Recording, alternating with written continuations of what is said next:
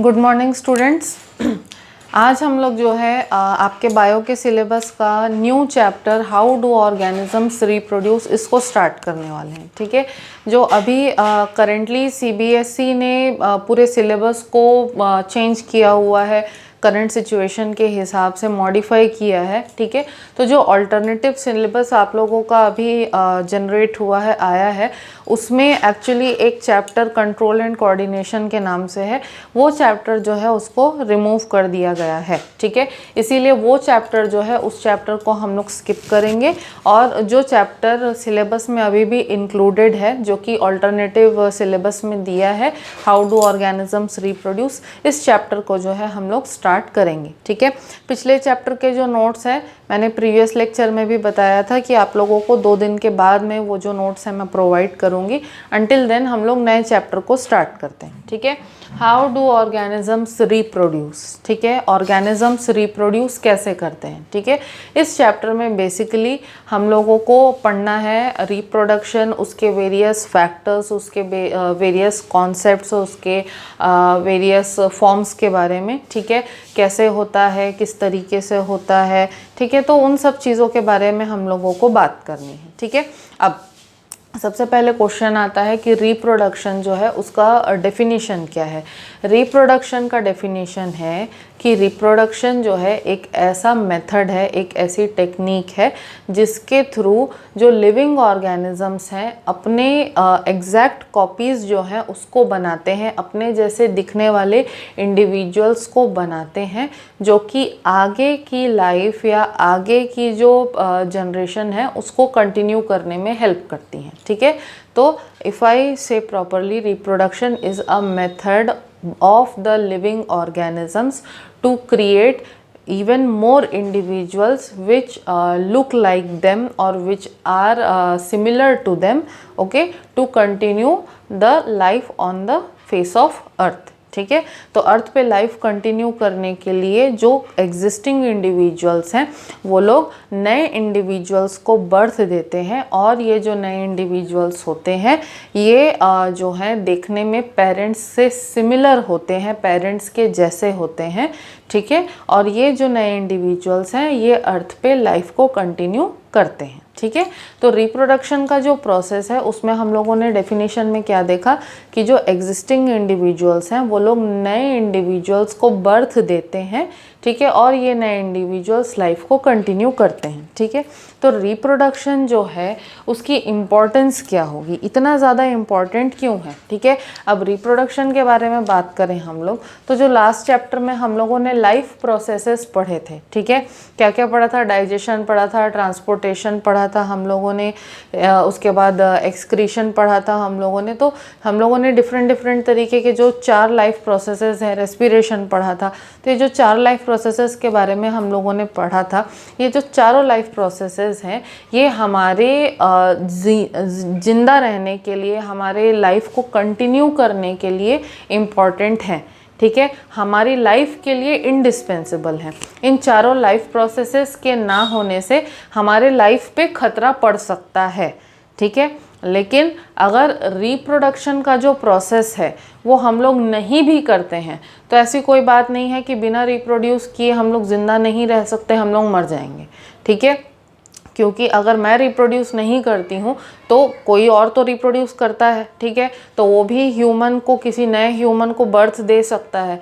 तो अगर मैंने किसी ह्यूमन को बर्थ नहीं दिया तो ऐसा तो है नहीं कि मैं मर जाऊंगी या मेरे को कुछ हो जाएगा। ठीक है, तो मेरे ज़िंदा रहने के लिए रिप्रोडक्शन जो है वो इंडिस्पेंसिबल नहीं है। ठीक है, तो इसीलिए रिप्रोडक्शन जो है उसको एसेंशियल लाइफ प्रोसेसेस में हम लोग काउंट नहीं करते। लाइफ प्रोसेस में या एसेंशियल लाइफ प्रोसेस में हम लोग सिर्फ वैसे लाइफ प्रोसेसेस को काउंट करते हैं कि जिनके ना होने से हम लोग मर जाएंगे। जैसे कि डाइजेशन नहीं हुआ, खाना नहीं पचा, न्यूट्रिशन नहीं मिला, पर्सन जो है वो धीरे धीरे मेल न्यूट्रिशन होगा, मेल न्यूट्रिशन होने के बाद में वो भूखमरी से मर जाएगा। ठीक है, अगर सांस नहीं ले पाए, रेस्पिरेशन नहीं कर पाए, तो सांस नहीं लेने से तो 2 मिनट के अंदर ही पर्सन की डेथ हो सकती है, ठीक है। अगर एक्सक्रीशन की हम लोग ट्रांसपोर्टेशन की बात करें, क्योंकि अगर ट्रांसपोर्टेशन नहीं होगा तो ऑक्सीजन का ट्रांसपोर्ट कैसे होगा ब्लड के थ्रू, या न्यूट्रिशन जो है वो पूरे बॉडी को कैसे सप्लाई होगा, ठीक है। तो ट्रांसपोर्टेशन भी बहुत वाइटल है। हार्ट ने बीट करना बंद कर दिया तो पर्सन तो वहीं उसकी डेथ हो जाती है, ठीक है। या एक्सक्रीशन के बारे में हम लोग बात करें कि भाई टॉक्सिक वेस्ट मटेरियल अगर बॉडी के बाहर नहीं निकला, उसका एक्यूमुलेशन हो गया हमारी बॉडी के अंदर बहुत ज़्यादा, तो जब टॉक्सिक वेस्ट मटेरियल हमारे बॉडी के अंदर एक्यूमुलेट हो जाएगा तो धीरे धीरे पर्सन जो है उसको बहुत सारे दूसरे डिजीजेस हो जाएंगे और अल्टीमेटली पर्सन की डेथ हो जाएगी, ठीक है। लेकिन रिप्रोडक्शन नहीं होने से हमको कुछ नुकसान है क्या? ऐसा तो कोई नुकसान नहीं होता है, जबकि रिप्रोडक्शन करने पर किसी पर्सन को बहुत सारा टाइम, बहुत सारी एनर्जी और बहुत सारे रिसोर्सेज जो हैं वो इन्वेस्ट करने पड़ते हैं, ठीक है। और जो नया इंडिविजुअल बर्थ लेता है, जो नया बेबी बर्थ लेता है, उसका भी ध्यान रखना पड़ेगा, उसको भी नरिश करना है, ठीक है, उसको भी पालना है, तो उसके पीछे भी काफ़ी सारा मनी, एनर्जी और रिसोर्सेज जाते हैं, ठीक है।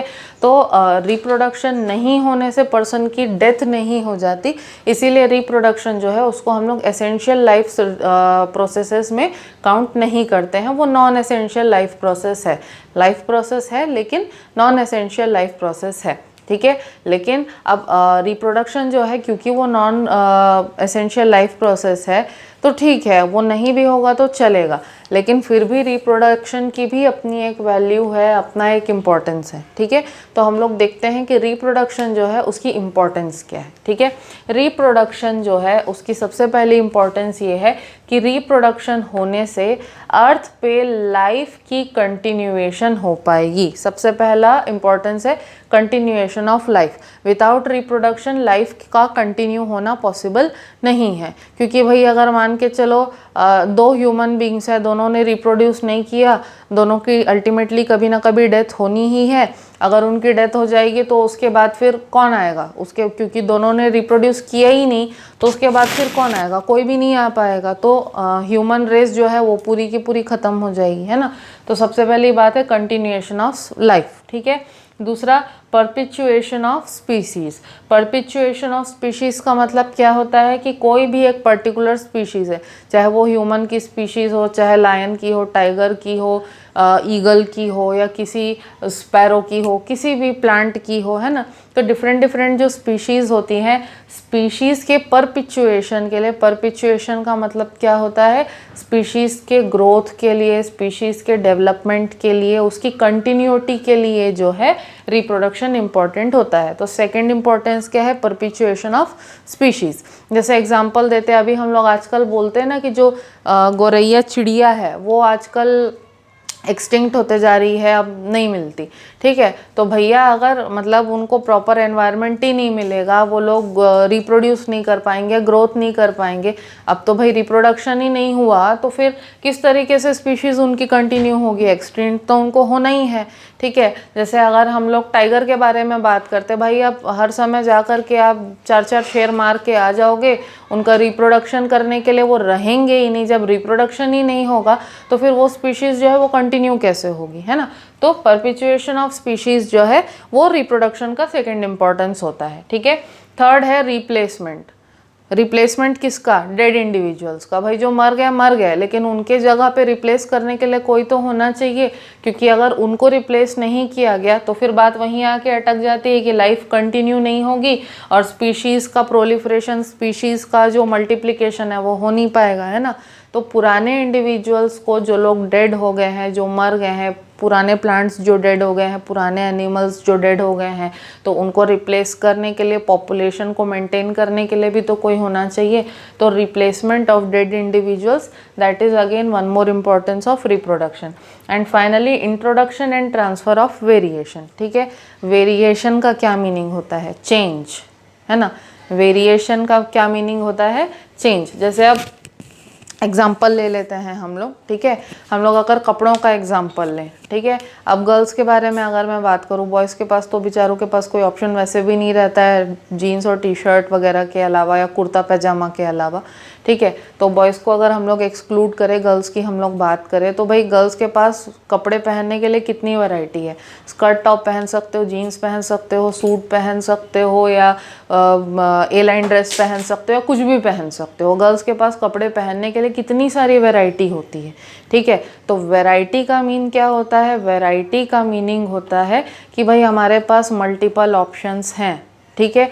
तो वेरिएशन भी कुछ कुछ उसके जैसा है कि एक ही ह्यूमन रेस का अगर हम लोग एग्जांपल लें, एक ह्यूमन रेस है, एक ह्यूमन रेस के अंदर अलग अलग तरीके के जो इंडिविजुअल्स होते हैं, सबके जो फीचर्स हैं वो डिफरेंट होंगे, सबका नेचर डिफरेंट होगा, सबका बिहेवियर डिफरेंट होगा। किसी का आई कलर डिफरेंट है, किसी के बालों का कलर डिफरेंट है, किसी के बाल कर्ली हैं, किसी के वेवी हैं, किसी के स्ट्रेट हैं। तो जब कैरेक्टर्स में बहुत सारी वैरायटी आती है तब उसको हम लोग बोलते हैं वेरिएशन, ठीक है। तो रिप्रोडक्शन जो है वो एक बहुत इम्पॉर्टेंट टूल होता है वेरिएशन को इंट्रोड्यूस करने का, ठीक है। तो ये जो टॉपिक है इसके बारे में हमको डिटेल में डिस्कस करना है, तो अभी यहाँ पे हम लोग डिटेल में नहीं जाएंगे, ठीक है। तो ये जो 4 इम्पॉर्टेंस जो है रिप्रोडक्शन के मैंने आपको बताए, इसके वजह से रिप्रोडक्शन जो है वो हमारे लिए इतना ज़्यादा वाइटल हो जाता है, ठीक है। अब आगे बढ़ते हैं हम लोग। एक क्वेश्चन आता है कि जो अभी मैंने डेफिनेशन में भी बताया कि जो इंडिविजुअल्स हैं जो रिप्रोड्यूस करेंगे, रिप्रोड्यूस करके वो अपने जैसे सिमिलर इंडिविजुअल्स को बर्थ देते हैं, ठीक है। अपने जैसे सिमिलर इंडिविजुअल्स को बर्थ देते हैं, ये मैंने आप लोगों को बोला था अभी डेफिनेशन में। अब क्वेश्चन ये आता है, आप लोग खुद से सेल्फ को क्वेश्चन कीजिए आप कि आप लोग में से कोई भी क्या पूरे तरीके से अपने पेरेंट्स से सिमिलर है, ठीक है। पूरे तरीके से क्या कोई भी अपने पेरेंट्स से सिमिलर है, ठीक है। आंसर जो है इसका होगा नो। क्यों? क्योंकि कुछ कैरेक्टर्स जो हैं आपके अंदर आपके फादर के होंगे, कुछ कैरेक्टर्स जो हैं आपकी मदर के जैसे होंगे, ठीक है। जैसे मैं अपना ही एग्जांपल देती हूँ, मेरे जो फेशियल फीचर्स हैं, मेरा फेस जो है वो देखने में बिल्कुल मेरे फादर के जैसा है, ठीक है। लेकिन जो मेरा बॉडी स्ट्रक्चर है वो मेरी मदर के जैसा है, ठीक है। उसके अलावा अगर मैं और फीचर्स के बारे में बात करूं, ठीक है, तो मेरे कान जो हैं, ठीक है, ये जो मेरे कान हैं इनका शेप जो है वो देखने में बिल्कुल मेरे दादाजी के जैसा है।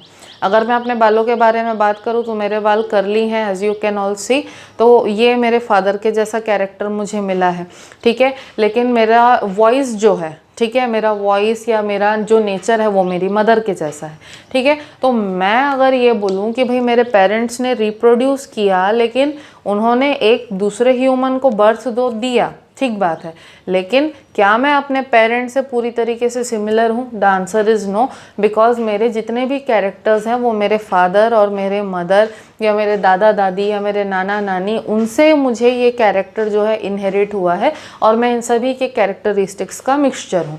तो भले मैं एक्सटर्नली देखने में उनके जैसे हूँ, मतलब मेरी बॉडी का डिज़ाइन उनके जैसा है, मेरा भी एक सर है, 2 हाथ है, 2 पैर हैं, बॉडी का बाकी स्ट्रक्चर मेरा ऐसा है, ठीक है। लेकिन क्या मैं ट्रू सेंस में अपने पेरेंट्स के जैसी दिखती हूँ?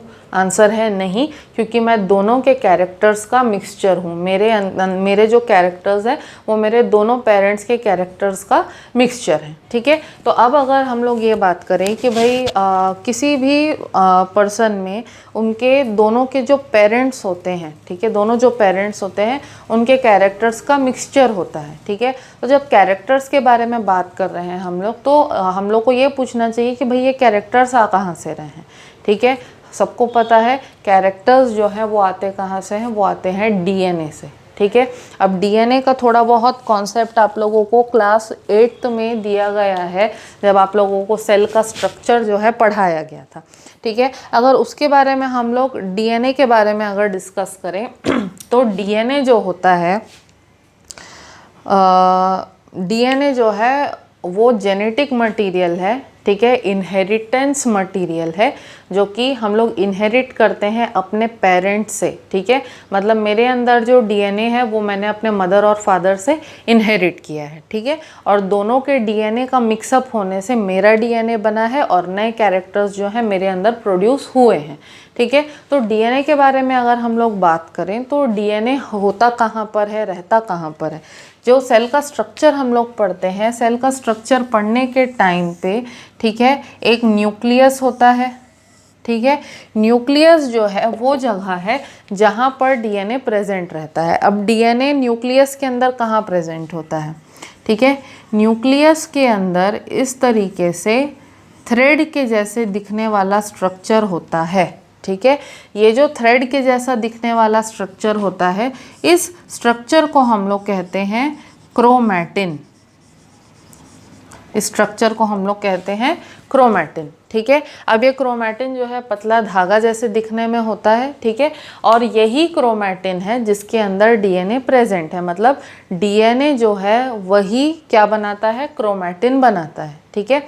अब ये जो क्रोमैटिन है, ठीक है, ये जो क्रोमैटिन है ये इनहेरिट होता है हमको, ठीक है। कैसे इनहेरिट होता है, अगर हम लोग रिप्रोडक्शन के फीचर्स के बारे में बात करें, ठीक है, कि रिप्रोडक्शन के बेसिक फीचर्स क्या होते हैं उसके बारे में अगर हम लोग डिस्कस करें, ठीक है, तो सबसे पहला फीचर जो है फीचर्स ऑफ रिप्रोडक्शन।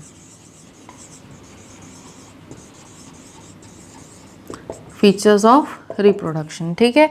जो पहला फीचर होगा रिप्रोडक्शन का, that is replication of DNA.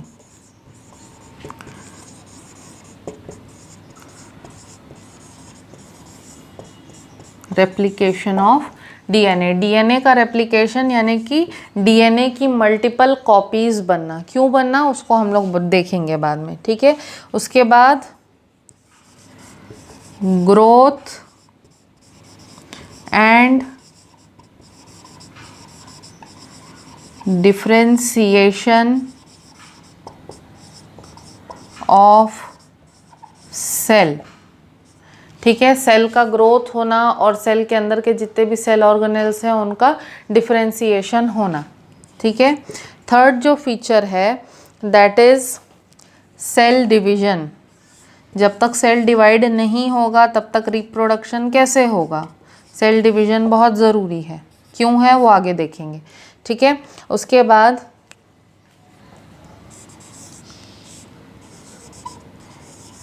Development of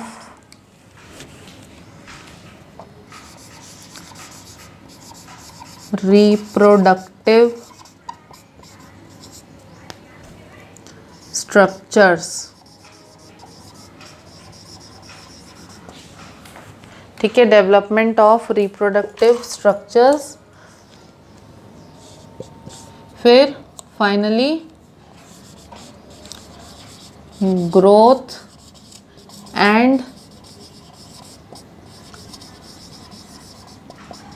maturation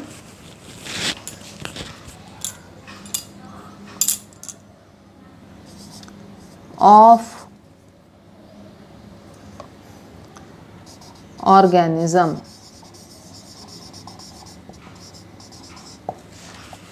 ठीक है।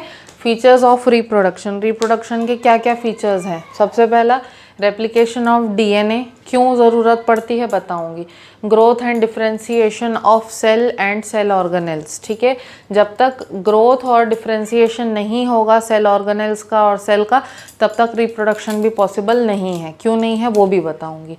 फिर सेल का डिवाइड होना, ठीक है। उसके बाद रिप्रोडक्टिव स्ट्रक्चर्स का बनना, ठीक है। Growth and maturation of organism. जो नया ऑर्गेनिज्म बन रहा है, नया इंडिविजुअल या नया बेबी बन रहा है, उसका ग्रोथ होना या मैच्योरेशन होना, ठीक है।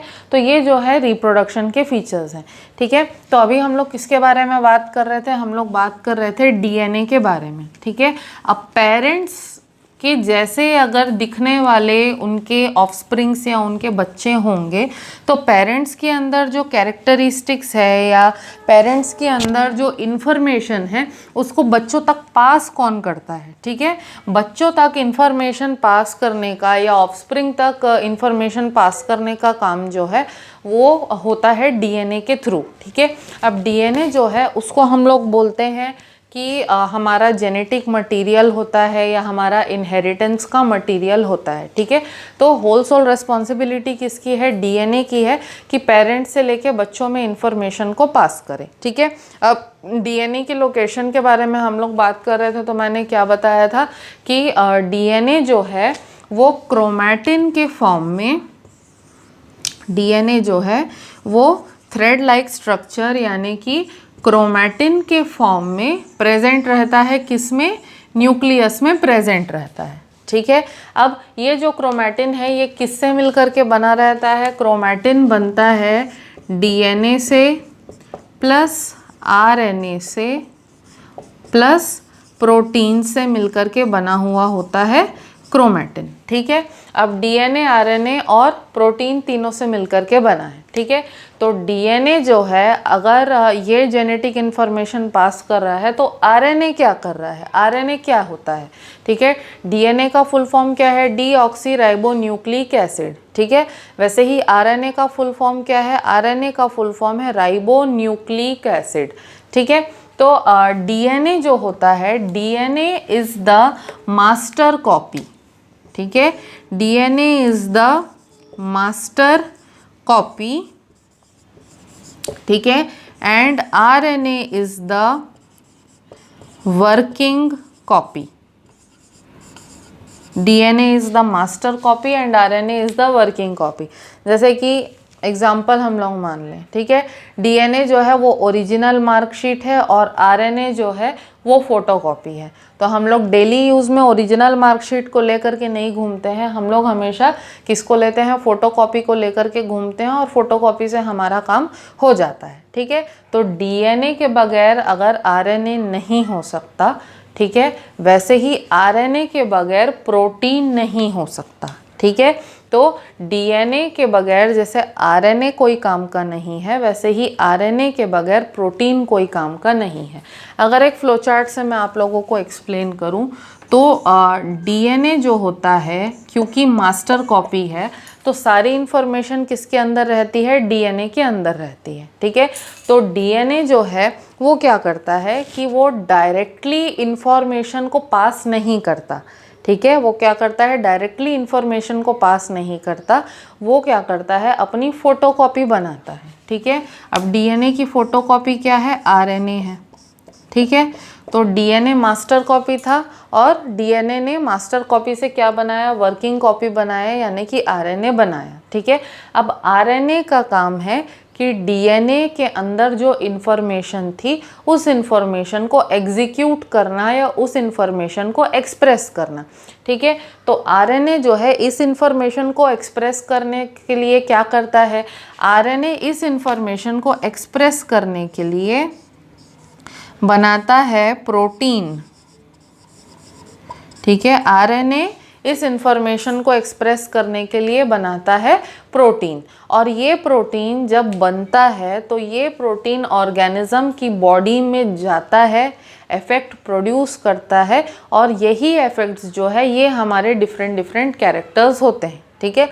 जैसे फॉर एग्जांपल मैं बता रही हूँ, कर्ली हेयर और स्ट्रेट हेयर के बीच में क्या डिफरेंस होता है। कर्ली हेयर जो होता है उसमें एक्स्ट्रा डाइसल्फाइड बॉन्ड प्रेजेंट रहता है, क्या रहता है, कर्ली हेयर के अंदर एक्स्ट्रा डाइसल्फाइड बॉन्ड प्रेजेंट रहता है। जनरली जो स्ट्रेट हेयर रहता है, स्ट्रेट हेयर में इस तरीके से सल्फर जो है वो प्रेजेंट रहता है, ठीक है। बालों के लिए सल्फर बहुत ज़्यादा इम्पॉर्टेंट है, ठीक है। अब सल्फर जो है वो बालों में नॉर्मली प्रेजेंट रहता है, कैसे प्रेजेंट रहता है, बालों के अंदर एक प्रोटीन होता है जिसका नाम होता है केराटिन, ठीक है। बालों के अंदर एक प्रोटीन होता है जिसका नाम है केराटिन। ठीक है, अब ये जो केराटिन है ये कहाँ प्रेजेंट रहता है? बालों में प्रेजेंट रहता है। ठीक है, और केराटिन जो है किससे बनता है? सल्फर जो है केराटिन का पार्ट होता है। ठीक है, sulphur is a part of keratin protein. ठीक है, अब ये केराटिन जो है वो लीनियर फॉर्म में अगर बालों में प्रेजेंट हो तो बाल जो है वो स्ट्रेट रहते हैं। लेकिन कई बार क्या होता है, कई बार ऐसा होता है कि बालों में ये जो सल्फर प्रेजेंट है केराटिन के अंदर, ठीक है, दो अगल बगल के सल्फर के जो एटम्स प्रेजेंट होते हैं, है ना, ये क्या करते हैं? आपस में बॉन्ड फॉर्मेशन कर लेते हैं। ठीक है, तो बॉन्ड फॉर्मेशन करने से यहाँ पे क्या बन जाता है? डाइसल्फाइड बॉन्ड बन जाता है। डाइसल्फाइड बॉन्ड बनने से क्या होता है कि ये जो स्ट्रेट हेयर था ये क्या हो जाता है? थोड़ा सा स्पाइरल फॉर्म में आ जाता है, और स्पाइरल फॉर्म में आकर के इस तरीके का स्ट्रक्चर जो है बालों का बन जाता है, और इस तरीके के बालों को हम लोग क्या बोलते हैं? कर्ली हेयर बोलते हैं। ठीक है, तो एक्स्ट्रा डाइसल्फाइड बॉन्ड होने की वजह से स्ट्रेट बाल और कर्ली बालों में ये बेसिक डिफरेंस होता है। ठीक है, तो अब यहाँ पे कौन सीन में आया? यहाँ पे डीएनए, आरएनए और प्रोटीन सीन में आया। ठीक है, कैसे? मैं अपना ही एग्जांपल लेती हूँ।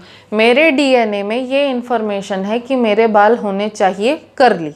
ठीक है, अब ये इन्फॉर्मेशन डीएनए किसको पास कर रहा है? आरएनए को पास कर रहा है। ठीक है, अब आरएनए ने ये मैसेज किसको पास किया? प्रोटीन को पास किया। तो सपोज मेरे हेयर का जो केराटिन प्रोटीन है, ठीक है, वो बना यहाँ पे। अब केराटिन प्रोटीन के पास भाई ये मैसेज है कि इसके बाल कर्ली होने चाहिए, मतलब ये जो प्रोटीन है ये कैसा प्रोटीन है? कर्ली बालों का प्रोटीन है।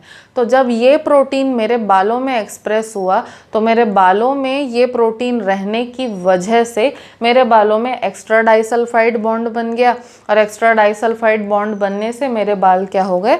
कर्ली हो गए। ठीक है, तो मेरी सिस्टर जो है उसके बाल स्ट्रेट है, लेकिन मेरे बाल क्या है?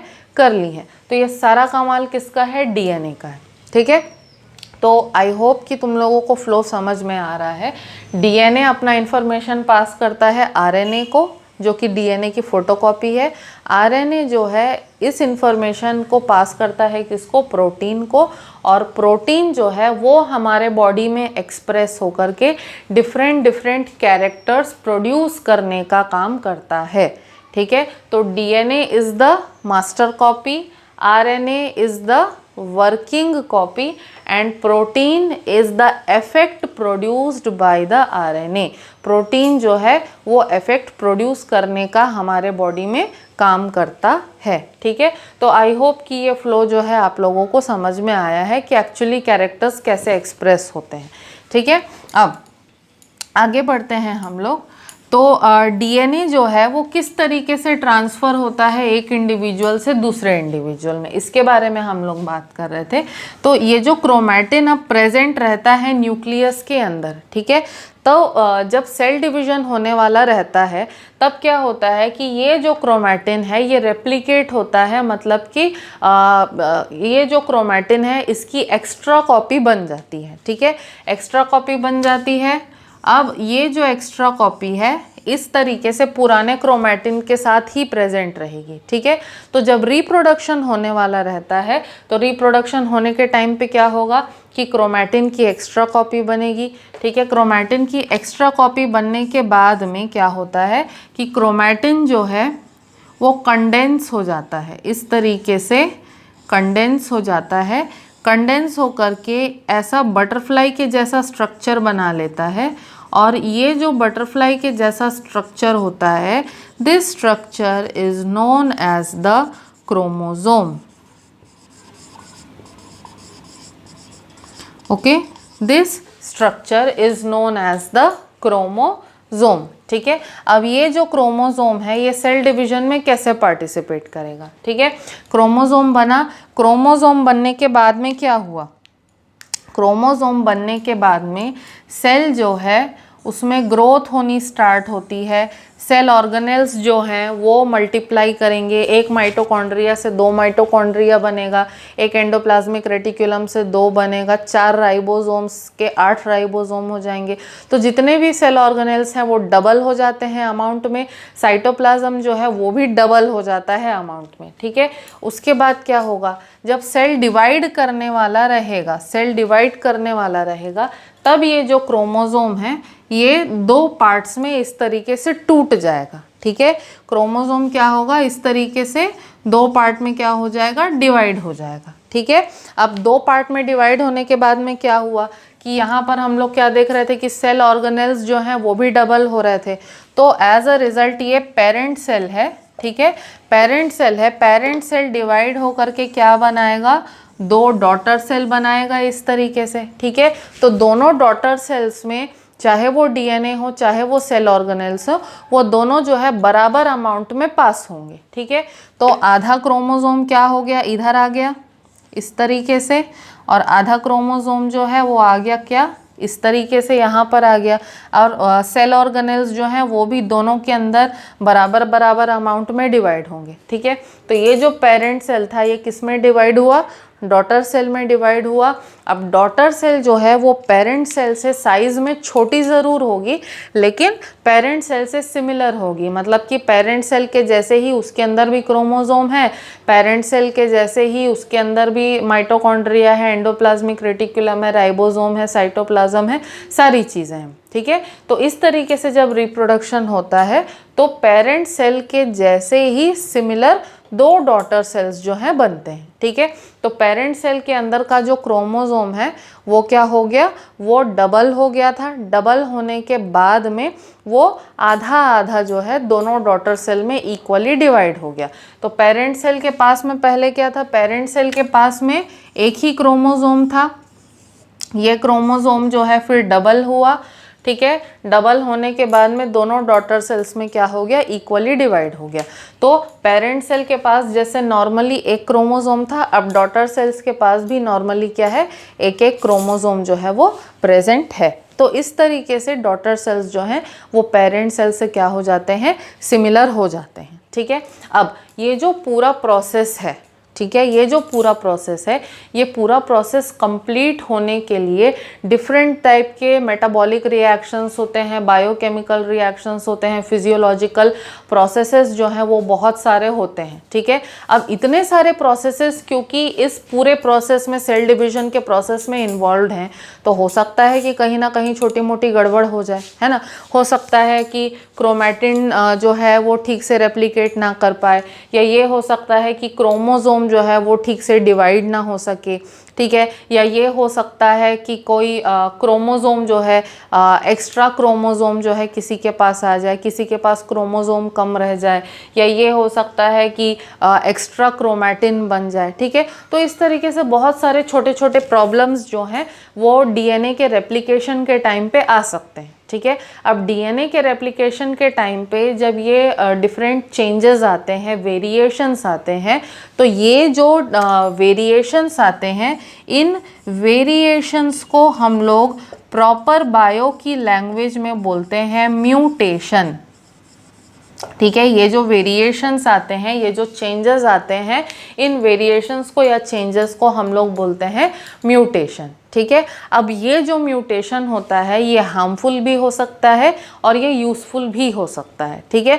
जैसे फॉर एग्जांपल जो मैंने आप लोगों को बोला था कि क्रोमोसोम डिवाइड होने के टाइम पे, यहाँ पर देखते हैं हम लोग, क्रोमोसोम डिवाइड होने के टाइम पे अगर यहाँ पर कोई चेंज आया, किसी क्रोमोसोम के अंदर छोटा सा चेंज आया, और इस चेंज की वजह से जो ऑर्गेनिज्म है उसका कैरेक्टर अगर एनहेंस हो जाता है, ठीक है, उसका कैरेक्टर अगर एनहेंस हो जाता है, जैसे फॉर एग्जांपल किसी का भी एग्जांपल हम लोग ले सकते हैं कि जैसे सिंगर का एग्जांपल हम लोग लेते हैं, किसी सिंगर का, कि मान के चलते हैं कि अगर हम लोग आज की डेट में अरिजीत सिंह का एग्जांपल ले लेते हैं, या हम लोग किसी भी फेमस सिंगर का, जुबिन नौटियाल का हम लोग एग्जांपल ले सकते हैं, कि ज़रूरी नहीं है कि जुबिन नौटियाल अगर गाता है तो उसके दोनों पेरेंट्स गाते होंगे, ठीक है। या हम लोग किसी एक्ट्रेस का एग्जांपल लेते हैं, जैसे जैसे कंगना रनौत का एग्जांपल हम लोग लेते हैं। कंगना रनौत जो है वो बहुत अच्छी एक्टिंग करती है, लेकिन उसके पेरेंट्स जो है वो एक्टिंग नहीं कर सकते, ठीक है। तो वो जो टैलेंट है या वो जो एक्टिंग करने का जो कैरेक्टर है, अगर कंगना के अंदर आया है, ठीक है, तो that can be considered as a mutation, क्योंकि वो कैरेक्टर जो है उसके दोनों पेरेंट्स के अंदर नहीं था। या जुबिन नौटियाल का अगर हम लोग एग्जांपल ले रहे थे कि उसके दोनों पेरेंट्स जो हैं वो गाते नहीं होंगे, ठीक है, लेकिन उनके क्रोमोसोम के अंदर, ठीक है, जब रिप्रोडक्शन कर रहे थे तो क्रोमोसोम के अंदर कुछ जो है म्यूटेशन आया होगा जो कि फेवरेबल हो गया, और उस फेवरेबल म्यूटेशन की वजह से जुबिन नौटियाल की जो वॉइस है वो बहुत अच्छी हो गई। एज अ रिजल्ट वो बहुत अच्छा गाने लगा, ठीक है। तो अगर कोई म्यूटेशन जो है सिर्फ किसी कैरेक्टर में स्लाइट चेंज लेकर के आता है और उस चेंज की वजह से कैरेक्टर अगर एनहेंस हो जाता है, तब वो म्यूटेशन जो है वो फेवरेबल हो सकता है, ठीक है। लेकिन कई बार म्यूटेशन जो है वो फेवरेबल नहीं होकर के फेटल भी हो सकता है, जिसकी वजह से कोई डिजीज़ हो सकता है, ठीक है।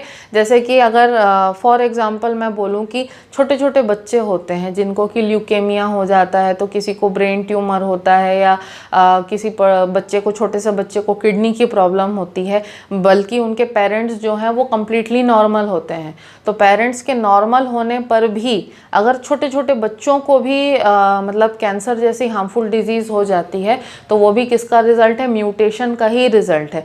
रिप्रोडक्शन के टाइम पे शायद कोई हार्मफुल म्यूटेशन हो गया हो और उस हार्मफुल म्यूटेशन की वजह से वो जो बच्चा है उसको कैंसर जैसा क्रॉनिक डिजीज़ जो है वो हो गया हो, ठीक है। तो म्यूटेशंस जो है वो बोथ फेवरेबल भी हो सकते हैं और फेटल भी हो सकते हैं, ठीक है। अब ये जो म्यूटेशंस हैं, ठीक है, अगर हम लोग फेटल म्यूटेशन को छोड़ दें, फेवरेबल म्यूटेशन की बात अगर हम लोग करें, तो ये जो फेवरेबल म्यूटेशन है, इनके वजह से जो है नेक्स्ट जो जनरेशन होती है उसमें वेरिएशन निकल करके आता है, ठीक है। वेरिएशन मतलब कैरेक्टर्स का इम्प्रूव होना, कैरेक्टर्स का चेंज होना, ठीक है। तो एक जनरेशन से दूसरे जनरेशन में जब वेरिएशंस प्रोड्यूस होते हैं, तो यही जो वेरिएशंस हैं ये इंसान को या किसी भी ऑर्गेनिज्म को दूसरे ऑर्गेनिज्म से हट करके रखने में या दूसरे ऑर्गेनिज्म से अलग करने में या उसको जो है हाईलाइट करने में हेल्प करते हैं, ठीक है।